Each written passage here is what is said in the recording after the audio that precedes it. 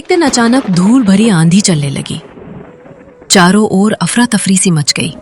ओह, अचानक ये क्या हुआ? तूफान और तेज हो गया। हिरमा लमखन को सीने से करती हुई चिल्लाकर धनपत से बोली, सुनो जी, कृष्ण का ध्यान रखना। तभी अचानक तीव्र आवाज करता हुआ बरगद का पेड़ जड़ से टूटकर धनपत के ऊपर आ गिरा। आह! कृष्णा उसके हाथों से छूटकर दूर जा गिरा था। अचानक विद्युत वेग से चलती धूल भरी आंधी एकाएक रुक गई। तब हिरमा ने आंखों से हाथ हटाकर देखा तो अब से चिल्ला पड़ी, नहीं। हिरमा धनपत के शव पर गिरकर फूट फूट कर रो पड़ी। लोगों की भीड़ बरगद के नीचे दबे धनपत के चारों ओर खड़ी आपस में कानाफूसी करने लगी। लगता है ये कोई महापापी था जिसे मारने के लिए भगवान शिव रूपी बरगद के पेड़ को स्वयं जड़ से उखड़ना पड़ा। इस आदमी को मारने के लिए ही शायद भगवान ने धूल भरी तेज भांधी चलाई थी। अरे, बरगद के टूटने से जमीन में जो गड्ढा बना है वहां एक सफेद शिवलिंग नजर आ रहा है। ओह, तब तो शिव भगवान ने साक्षात दर्शन दिए हैं। लोगों की भीड़ जमीन से निकले शिवलिंग की पूजा में जुट गई। तब हिरमा ने जैसे तैसे करके लोगों की सहायता से धनपत के शव को बरगद के नीचे से निकाला और उसके पास बैठकर रोने लगी। और उसे कृष्णा की याद आती। कृष्णा तो अपने पिता की गोद में था, कहाँ चला गया वो? हिरमा ने कृष्णा की खोज की, पर वो उसे कहीं नहीं मिला। अब तो हिरमा बुरी तरह टूट गई। हे मेरे भगवान, तूने एक ही झटके में मेरे सुहाग और गोद को उजाड़ दिया। मेरा सुहाग तो सदा के लिए लुट गया, पर मेरा बच्चा कृष्णा न जाने कहाँ गया। तूने मुझे ये किस पाप की सजा दी है भगवान? हिरमा ने लोगों की सहायता से जैसे कैसे धनपत का अंतिम संस्कार कर दिया। धनपत का अंतिम संस्कार कर हिरमा लखन को छाती से लगा घर वापस लौटी तो उसका घर धू धू करके जल रहा था। हाय, अरे कोई आग बुझा! चिल्लाती हुई बेहोश हो भूमि पर गिर पड़ी। जब तक उसे होश आ रहा, उसका घर जलकर राख बन चुका था। घर भी जलकर राख हो गया, सिर छुपाने की जगह भी ना रही। हिरमा ने लखन के साथ खुले आकाश के नीचे गुजरी। उसकी सारी रात आंखों से कटी। जब भोर होने को हुई तब न जाने कैसे उसकी आंख लग गई। तभी उसने एक सपना देखा। हिरमा, जानती है मैंने तेरे पति का जीवन क्यों लिया? नहीं मेरे भगवान, मैं भला क्या जानूं? तो सुन, धनपत ने पाप की दौलत से अपना घर बनाया था। उसी दौलत से खेल लिए। पाप की दौलत ही उसे ले डूबी। पाप की दौलत? मैं कुछ समझी नहीं भगवान। हिरमा, ये तो तू जानती ही है कि आज से 5 वर्ष पूर्व धनपत एक गरीब खेतीहर मजदूर था। अपनी गरीबी के दिन में भला कैसे भूल सकती हूँ भगवान। हिरमा, उन्हीं दिनों एक धनी किसान के खेत में मजदूरी करते हुए धनपत को उसके खेत में गड़ा एक सोने का मटका मिला था, जिसे वो किसान की नजरों से बचाकर अपने घर ले आया था। मुझे याद है भगवान, उस सोने के मटके में सोने की मुहरें भरी हुई थी। हिरमा, वो धन डाकुओं का लूटा हुआ धन था, जिसे उन्होंने उस किसान के खेत में गाड़ दिया था। उस धन से धनपत ने खेत खरीदे, उसी धन से धनपत ने अपना घर बनाया था। और मैं बार बार धनपत के सपना में आकर उसे सचेत करता रहा था कि धनपत, पाप की कमाई से घर व खेत खरीदकर तूने ठीक नहीं किया है। एक दिन पाप की ये दौलत तुझे ले डूबेगी। धनपत, तू पाप की कमाई से बने घर व खेत को दान कर दे, इसी में तेरी भलाई है। पर धनपत ने मेरी एक न सुनी। तब मुझे लाचार होकर आंधी चलाकर बरगद का पेड़ धनपत के ऊपर गिराना पड़ा। धनपत को उसके किए की सजा मिल गई। पाप की कमाई से खड़ा उसका घर तो जल गया है। अतः अब तू धनपत के खेतों को बेचकर सारा धन पुण्य के कामों में लगा दे। इसी में तेरी व तेरे बेटों की भलाई है। यदि तू ऐसा नहीं करेगी तो अभी तुझ पर और दुखों के पहाड़ टूटेंगे। ऐसा ना कहो भगवान, आप जैसा कह रहे हैं मैं वैसा ही करूंगी। पर क्या हिरमा? भगवान, मेरा एक बेटा कृष्णा मुझसे मेले में बिछड़ गया है। हिरमा, तेरा बेटा कृष्णा सकुशल है, लेकिन वो तुझे अभी नहीं मिलेगा। आज से 20 वर्ष पश्चात उसको तेरा पुनर्मिलन होगा। तभी एकाएक हिरमा की आंख खुल गई। ओह, भोर हो गई। तो मैंने भोर का सपना देखा था। सुना है भोर का सपना सच्चा होता है। तब तो मैं वैसा ही करूंगी जैसा शिव भगवान ने कहा है। हिरमा ने उसी दिन, आज से ये खेत तुम्हारे हुए, खेत को बेचने से उनसे जो धन प्राप्त हुआ उससे उसने भोगल नदी के तट पर उस स्थान पर एक मंदिर बनवा दिया जहां भूमि से शिवलिंग निकला था। तत्पश्चात रह लोगों के घरों में चौका बर्तन का काम करके अपना व लखन का पेट पालने लगी। दिन गुजरे तो गुजरते ही चले गए। इसी प्रकार धीरे धीरे पूरे 18 वर्ष बीत गए। लखन अब युवा हो गया था। अब वो दूसरे किसानों के खेतों में मेहनत मजदूरी करता था। रात होने पर वो धनुष बाण ले शिकार की तलाश में जंगल की ओर निकल पड़ता। बहुत थक गया हूँ। घर जाने तक की भी हिम्मत नहीं रही है। आज तो यहीं किसी पेड़ पर चढ़कर सो जाऊं। सुबह होने पर घर चला जाऊंगा। ये सोच लखन एक पेड़ पर चढ़कर सो गया। जब रोशनी छटी तो वो बुरी तरह चौंक पड़ा। अरे, जंगल तो एक सुंदर नगरी में बदल गया है।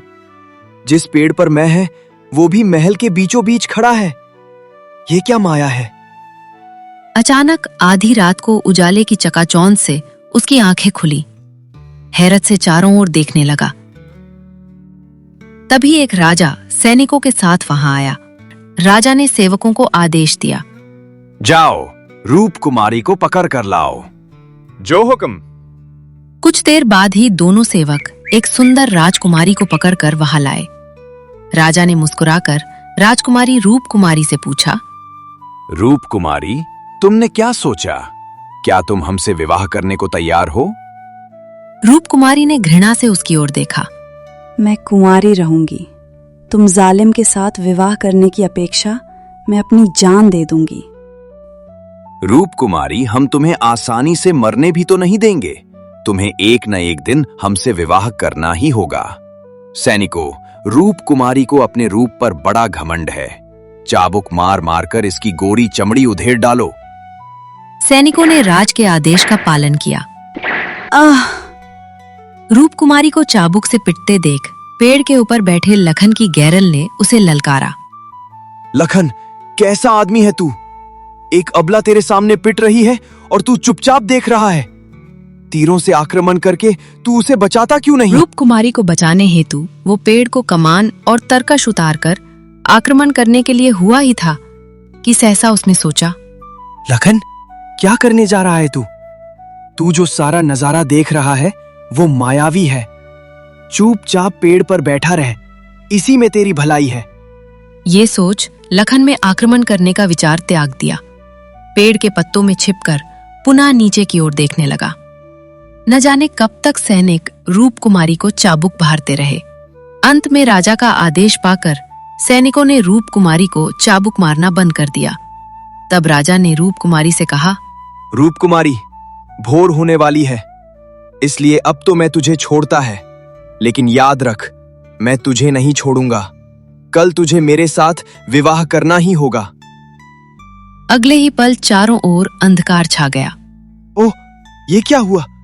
कहाँ गया वो जगमगाता महल? कहाँ गई रूप कुमारी? कहाँ गया वो बेरहम राजा? सुबह होने पर वो पेड़ से उतरा और आगे बढ़ चला। रात को मैंने 6 देवता, वो क्या गोरख धंधा था? कुछ दूर चलने पर उसे एक कुटिया दिखाई दी। किसी साधु की कुटिया लगती है। मुझे चलकर कुटिया के स्वामी से रूप कुमारी व रहस्यमय महल के बारे में पूछना चाहिए। शायद कुटिया का स्वामी इस विषय में कुछ जानता हो। कुटिया सचमुच एक साधु की थी। उसके पास जाकर लखन ने उन्हें प्रणाम किया। कहो बच्चा, कैसे आए हो? साधु बाबा, कल रात मैंने इस वन में एक अजब नजारा देखा। ओह, तो रात को तुमने राजकुमारी रूप कुमारी को देखा था? हाँ महाराज, लगता है आप राजकुमारी रूप कुमारी के बारे में काफी कुछ जानते हैं। कहकर लखन ने रात को देखी सारी घटना ज्यों की त्यों साधु महाराज को बता दी। सुनकर साधु ने ठंडी सांस खींची। हाँ, मैं उस बदनसीब के बारे में सब कुछ जानता है। तो बाबा, कृपया करके मुझे उसके बारे में सब कुछ बताइए। बेटा, रात तुमने जो राजा और उसके सैनिक देखे थे, वे सब मेल थे। क्या? हाँ बेटा, राजकुमारी रूप कुमारी को प्रेतों की उस मंडली ने कैद कर रखा है। प्रेतों की मंडली का सरदार रूप कुमारी से विवाह करना चाहता है। ये आप क्या कह रहे हैं बाबा? वो कह रहा हूं जो सच है। कल रात तुमने जो सुंदर नगरी देखी थी, वो विद्या नगरी है। राजकुमारी रूप कुमारी विद्या नगरी की राजकुमारी है। राजकुमारी के पिता विद्यासागर को मारकर प्रेतों की मंडली ने विद्या नगरी पर अपना कब्जा कर लिया है और विद्या नगरी की प्रजा को प्रेत मंडली मारकर खा गई है। प्रेतों का सरदार रूप कुमारी से विवाह करना चाहता है, इसलिए वो हर रात को आकर प्रेतों का दरबार सजाता है, फिर चाबुक से रूप कुमारी को पिटवाता है और भोर होने से पहले अपनी मंडली के साथ गायब हो जाता है। और महल व रूप कुमारी कहां चले जाते हैं? प्रेतों के सरदार के प्रभाव के कारण विद्यानगरी व राजकुमारी रूप कुमारी दिन में मनुष्यों की नजरों से ओझल हो जाती है। रात होने पर प्रेतों के आते ही राजकुमारी व विद्यानगरी दिखाई देने लगती है। ओह, तो ये रहस्य है उस सुंदर नगरी का। फिर कुछ देर सोचकर उसने साधु से कहा, बाबा, क्या कोई ऐसा उपाय भी है जिसके करने से बेकसूर राजकुमारी को उन जालिम प्रेतों की टोली से मुक्त कराया जा सके? उपाय तो है बेटा। वो क्या उपाय है साधु बाबा? बेटे, मैं तेरी आंखों में राजकुमारी रूप कुमारी के प्रति सच्ची सहानुभूति देख रहा हूं, इसलिए तुझे रूप कुमारी की भूतों से मुक्ति का उपाय अवश्य बताऊंगा। इतना कह साधु ने पास में रखे एक लकड़ी के टुकड़े की ओर इशारा करते हुए लखन से कहा, बेटा, ये लकड़ी तंत्र मंत्र के द्वारा अभिमंत्रित की हुई लकड़ी है। इस लकड़ी के बने तीरों से यदि तू रात्रि को प्रेतों पर वार करेगा तो इन तीरों से निकलने वाली आग की लपटों से घबराकर प्रेतों की मंडली राजकुमारी रूप कुमारी को छोड़कर भाग जाएगी। ओह साधु बाबा, तब तो मैं आज दिन भर इस लकड़ी से तीर बनाने में लगा रहूंगा।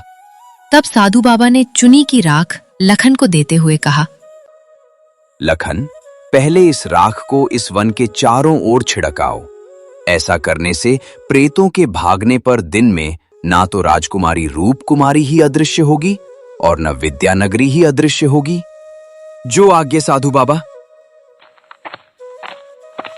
लखन ने साधु बाबा से राख ली और उसे वन के चारों ओर छिड़कने चल दिया।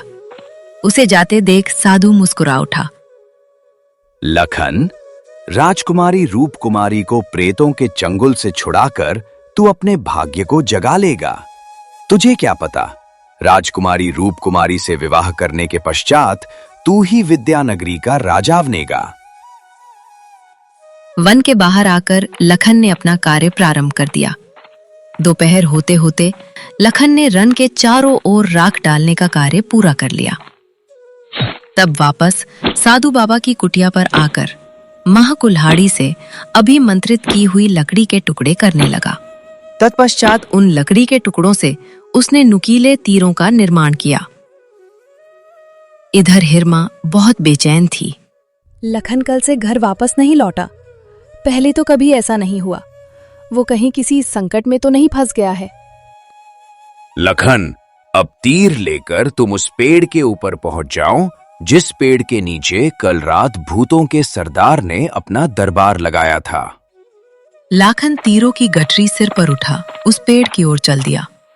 शीघ्र ही वो उस पेड़ के नीचे पहुंचा। रात्रि होने में थोड़ी ही देर है, अब मुझे जल्दी से पेड़ पर चढ़ जाना चाहिए। कुछ देर बाद ही रूप कुमारी राजा के सामने थी। कहो राजकुमारी, कल की पिटाई से अकड़ कुछ कम हुई या नहीं? अब तो तुम हमसे विवाह करने को तैयार हो जाओगी ना? नीच, मुझसे विवाह करने के सपने देखना छोड़ दे, वरना बहुत पछताएगा। तब आवेश में भर राजा ने सैनिकों को आदेश दिया, उधेड़ दो चाबुक से इसके शरीर की खाल। अगले ही पल अब मुझे प्रेतों की टोली पर तीरों की बौछार कर देनी चाहिए। अगले ही पल एक तीर चीरता हुआ राजा के सिर। राजा छटपटाकर तीर से निकली लपटों में जलने लगा। कुछ देर बाद इधर प्रेतों का सरदार आग में जलकर राख हो गया। रौनक तुम्हारी हक्की बक्की सी खड़ी सब कुछ चुपचाप देखती रही। कौन है वो मसीहा जिसने मुझे जालिम प्रेतों की कैद से छुटकारा दिलाया है? तभी लखन पेड़ से नीचे कूदा। कौन हो तुम? राजकुमारी, मुझसे न डरिए। मैं प्रेत नहीं हूं, बल्कि मैंने तो प्रेतों को यहाँ से डराकर भगाया है। ओह, तो तुम ही हो वो बहादुर। जी राजकुमारी जी। युवक, तुमने भूतों के चंगुल से मुझे छुटकारा दिलाकर मुझे पर बहुत उपकार किया है। मैं तुमसे बहुत खुश हूँ। मांगो, तुम्हें क्या चाहिए? मैं जो मांगूंगा क्या वो मुझे मिलेगा राजकुमारी जी? हाँ, क्यों नहीं, तुम मांग कर तो देखो। तब मुझे आपका हाथ चाहिए राजकुमारी जी। क्या मतलब? मतलब ये कि मैं आपसे विवाह करना चाहता हूँ। ओह, तो ये बात है। राजकुमारी ने लजाकर पलकें झुका ली। शर्म से उसके गाल लाल हो गए थे।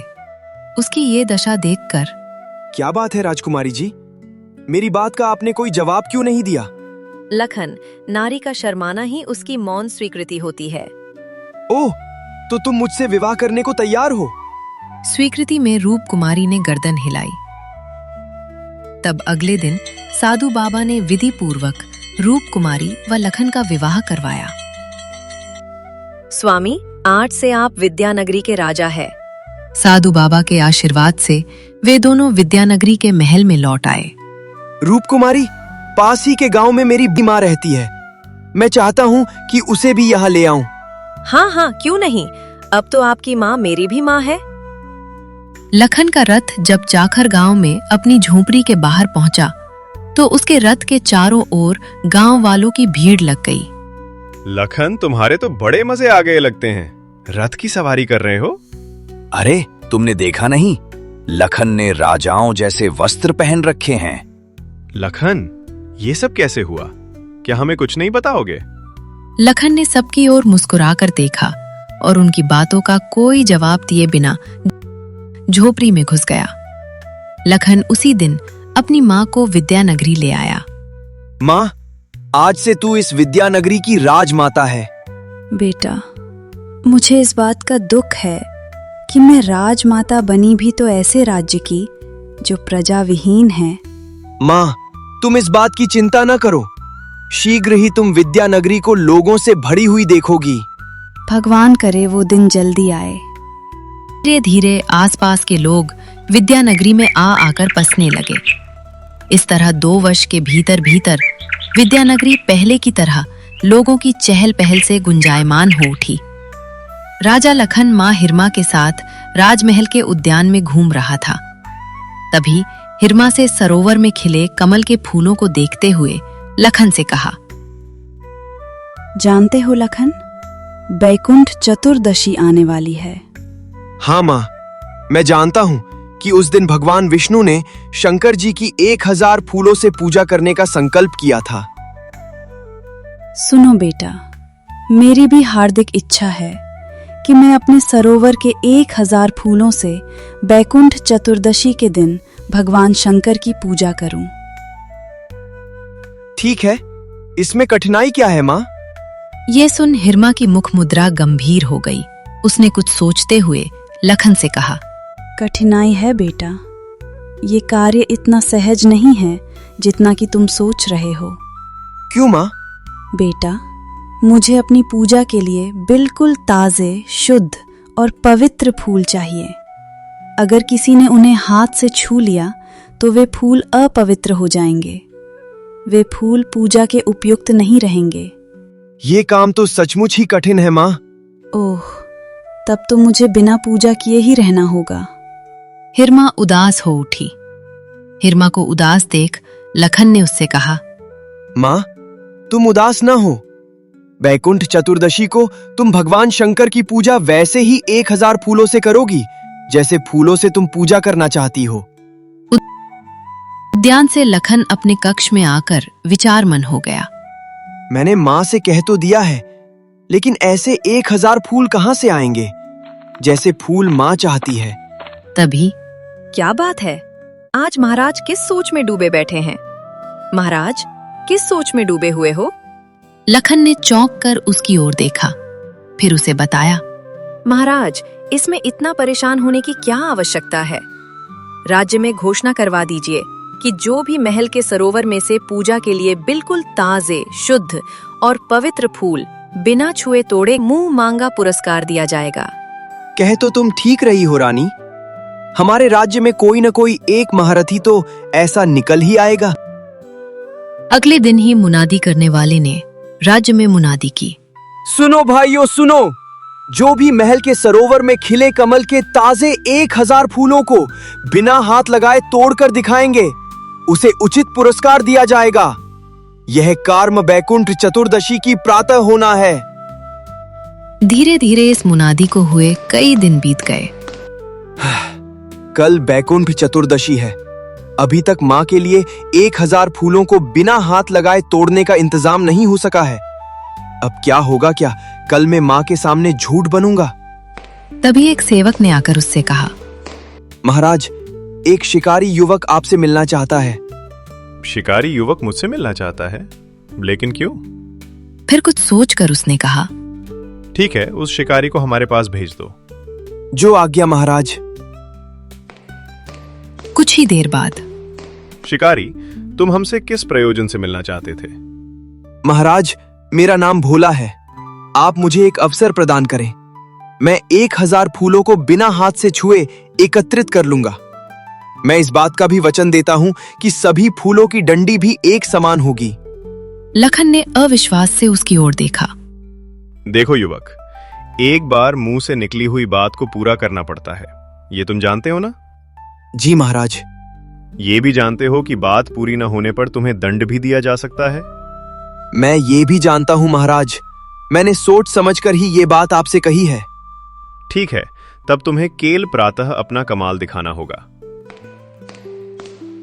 अगले दिन प्रातः ही महल के सरोवर के तट पर काफी भीड़ जमा थी।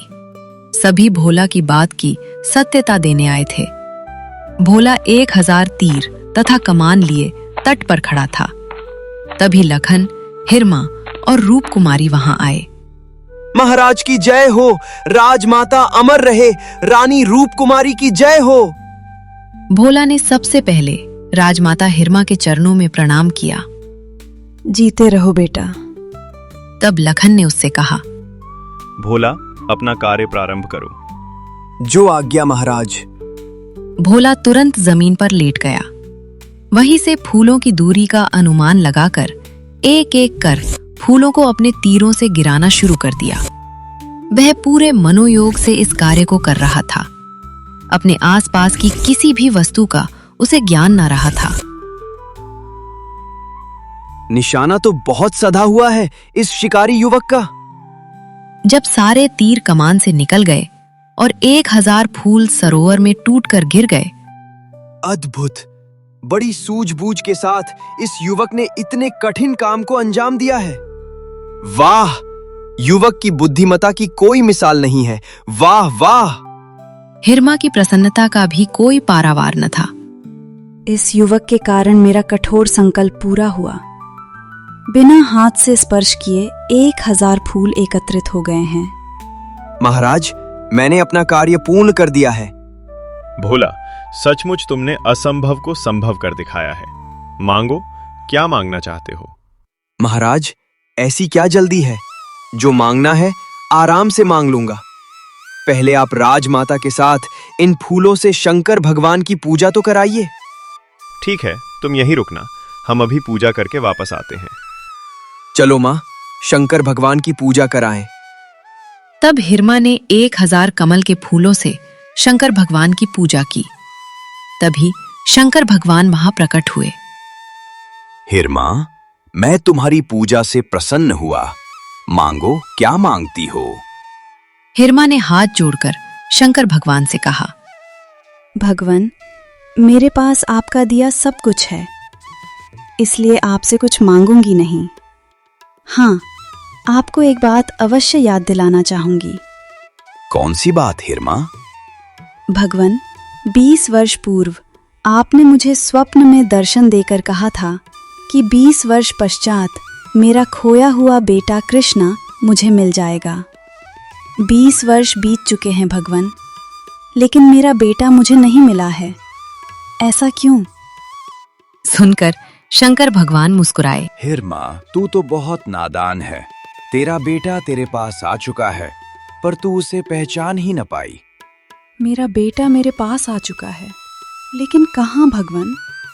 हिरमा, जिस युवक ने सरोवर में से तुझे 1000 कमल तोड़कर दिए हैं, वही तेरा खोया हुआ बेटा कृष्णा है। क्या? भोला मेरा सगा भाई है। हाँ हिरमा, 20 वर्ष पूर्व जब कृष्णा मेले में अपने पिता व तुझसे बिछुड़ गया था, तो वह चमोला नाम के एक शिकारी के हाथों में पड़ गया था। चमोला ने उसे अपने बेटे की तरह पाला था। चमोला का वही भोला तेरा बेटा कृष्णा है।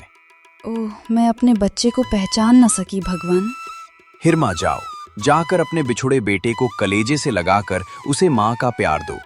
वो बचपन से ही माँ के प्यार के लिए तरस रहा है। हिरमा से इतना कहे और उसे व लखन को आशीर्वाद दे शंकर भगवान अंत ध्यान हो गए। तब हिरमा और लखन दौड़े दौड़े सरोवर के तट पर खड़े भोला के पास आए। भोला, मेरे बच्चे, मेरे सीने से लग जा। राजमाता, ये आप क्या कह रही हैं?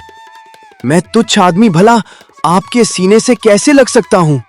तू तुच्छ नहीं है भोला, तू तो मेरे जिगर का टुकड़ा है रे। मैं तेरी माँ हूँ भोला। क्या? सारी बात सुनकर भोला रोता हुआ हिरमा की छाती से लग गया।